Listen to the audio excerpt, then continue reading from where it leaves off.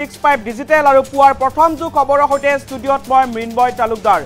ৰাজনৈতিক মুনাফা অৰ্জনৰ বাবে বিজেপি চৰকাৰখনে সংখ্যালঘুসকলক হাৰাশাস্তি কৰিছে।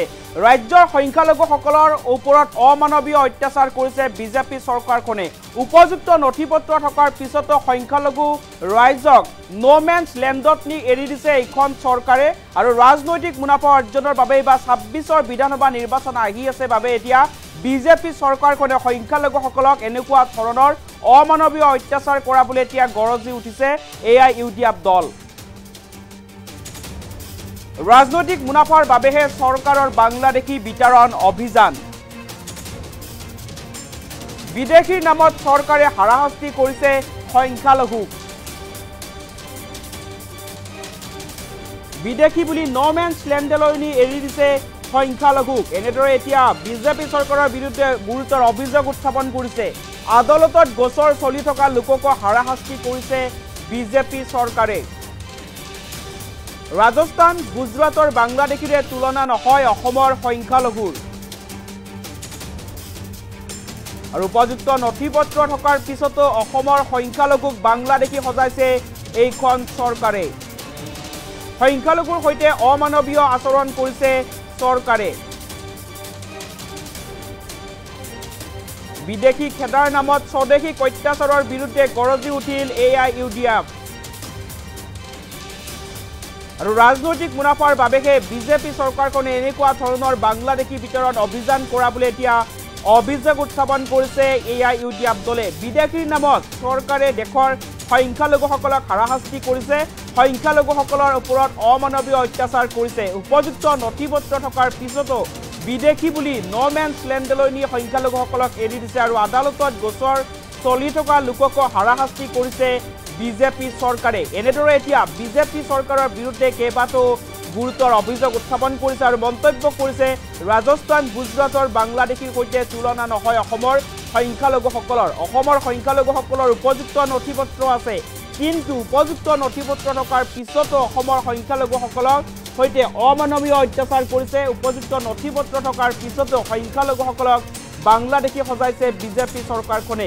আৰু বিদেশী খেদাৰ নামত স্বদেশীক কৰা অত্যাচাৰৰ বিৰুদ্ধে এনেদৰে এতিয়া গৰজি উঠিছে AIUDFৰ বিধায়ক। আৰু ৰাজনৈতিক মুনাফাৰ বাবেহে চৰকাৰে এনেকুৱা ধৰণৰ কাম কৰা বুলি বা বাংলাদেশী বিতৰণ অভিযান কৰা বুলি এতিয়া অভিযোগ আনিছে AIUDF দলে। আমাৰ হাতত মন্তব্য আছে, মন্তব্য আগবঢ়াইছোঁ। ৰাজস্থান বা গুজৰাট বা দিল্লীত যিসকল মানুহক ইয়াৰ পৰা উঠাইছে, ডিপৰ্ট কৰিছে, এইসকলৰ কাৰণে কিন্তু কান্দিবলগীয়া কোনো মানুহ পিছত নাই। কিয়নো এই কথাটো স্পষ্ট যে এইসকল হয়তো বাংলাদেশৰ পৰা আহিছিল, পাছপৰ্টৰ মেয়াদ উকলিছে বা আৰু কেনেবাকৈ আহিছিল, তেখেতসকলক বাংলাদেশলৈ পঠাইছে গৈছে, তাতে আমাৰ ক'ব লগা নাই। এনেকুৱা ব্যক্তি যাবও লাগে। আৰু যদি কোনো ৰাজ্যত এনেকুৱা ধৰণৰ ব্যক্তি আছে সেইসকলকো পঠালে আমি ভালেই পাম, আমি সহযোগো কৰিম। কিন্তু অসমৰ ক্ষেত্ৰত ভিন্ন এইকাৰণে যে অসমৰ যিখিনি মানুহ উঠাইছে আপোনালোকে দেখিছে, এইখিনি মানুহ তেখেতসকলৰ ল'ৰা ছোৱালী ভাৰতীয়, মা দেউতা ভাৰতীয়, ককা দেউতা ভাৰতীয়, গোটেই ভাই ভনী ভাৰতীয়, ডাইনেষ্টিৰ 99 মেম্বাৰ্ছ ভাৰতীয়, মাজৰ পৰা এজন মানুহক হয়তো ফৰেনাৰ্ছ ট্ৰিবিউনেলে বিদেশী সজাইছে। আকৌ এই ব্যক্তিজন বিদেশী সজোৱাৰ কাৰণে ভয়ত কিন্তু তেখেতে অসম এৰি দিয়া নাই, ভাৰত এৰি দিয়া নাই। কাৰণ সেইজন ব্যক্তি জানে যে মই ভাৰতীয়, মোৰ 100 বছৰ পুৰণি লেগেচি আছে, 51ৰ লেগেচি মোৰ বাপদাদাৰ আছে। সেই ব্যক্তিজন তাৰে বহুত হাইকোৰ্টত গৈছে, বহুতে সুপ্ৰিম কোৰ্টত গৈছে, তেখেতসকলৰ কেছ পেণ্ডিং আছে। বহুত হয়তো দুখীয়া মানুহ হাইকোৰ্টলৈকে যাব পৰা নাই। সেইখিনি মানুহক চৰকাৰীভাৱে তেখেতসকলক আইনী সাহায্য দিব লাগিছিল, কিন্তু সেইটো ছিষ্টেমটো আমাৰ ইয়াতে নাই। তেনেকুৱা ধৰণৰ মানুহ উঠাই নিয়াৰ কাৰণে হয়তো আমি সেইসকলৰ পক্ষত আছোঁ যিসকল ভাৰতীয়, অসমৰ পৰা উঠাইছে। তেখেতসকলৰ গোটেই ডাইনেষ্টি চব মানুহ ভাৰতীয়, কাগজ পাতি চব কিছু থকাৰ পিছত, তেখেতসকলৰ হাইকোৰ্ট সুপ্ৰিম কোৰ্টত কেছ পেণ্ডিং থকাৰ পিছত যিটো একপক্ষীয়ভাৱে, যিটো অমানৱীয়ভাৱে, অনৈতিকভাৱে যিখিনি মানুহক আকৌ ৰাতিৰ আন্ধাৰত উঠাই নি গোৱালপাৰা ডিটেনশ্যন কেম্পক ৰাখি কিছুমানক মাৰপিট কৰা বুলি তেখেতসকলে অভিযোগ কৰি আছে।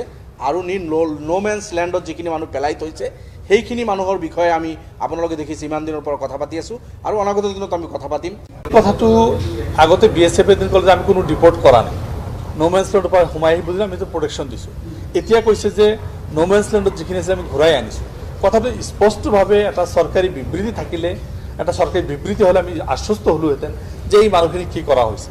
আমি দেখিছোঁ যে মহিলা আয়োগ, মহিলাবিলাকক যেনেকৈ পানীৰ মাজত থিয় কৰাই দিছে, 1 দিন 1.5 দিনকৈ থিয় কৰাই দিছে, তাত কোনো টয়লেটৰ ব্যৱস্থা নাই, কোনো খানাৰ ব্যৱস্থা নাই, ড্ৰিংকিং ওয়াটাৰ ব্যবস্থা নাই, বাংলাদেশে বন্দুক লৈ থিয় দি আমাৰ এইফালে বন্দুক লৈ থিয় হৈ যিটো অৱস্থাৰ সৃষ্টি হৈছে আৰু মানে 9 মাহৰ বাচ্চা লগত লৈ কোলাত লৈ যিবিলাক ঘটনা ঘটিছে এইটোতো চিলড্ৰেন যিটো আমাৰ প্ৰটেকশ্যন আছে সেইখিনি আমি চিন্তা কৰিব লাগিব যে ইয়াত হিউমেন ৰাইটছ ভায়োলেশ্যন হৈছে ওমেন্সৰ ৰাইট ভায়োলেশ্যন হৈছে আমাৰ এই চাইল্ড যিখিনি এক্ট সেইখিনি ভায়োলেশ্যন চাইল্ডৰ প্ৰতি যিখিনি প্ৰটেকশ্যন আমাৰ যিখিনি এক্ট আছে আইন আছে সেইখিনিও ভায়োলেশ্যন হৈছে কিন্তু সৰ্বক্ষেত্ৰত দেখিছোঁ চৰকাৰে নিৰ্বাচনৰ কাৰণে নিৰ্বাচনৰ প্ৰাক মুহূৰ্তত এনেকুৱা এটা চিটুৱেশ্যন সৃষ্টি কৰিব বিচাৰিছে নেকি যিটোৰ জৰিয়তে অহা নিৰ্বাচনত মেজৰিটি মাইনৰিটি বাংলাদেশী খেদাৰ নামত যিটো কথা কৈছিল সেই কথাৰ জৰিয়তে এটা ৰাজনৈতিক মুনাফা লাভৰ কাৰণে চেষ্টা কৰিছে নেকি এই কথাবিলাকো আমি মানে যথেষ্ট সচেষ্টভাৱে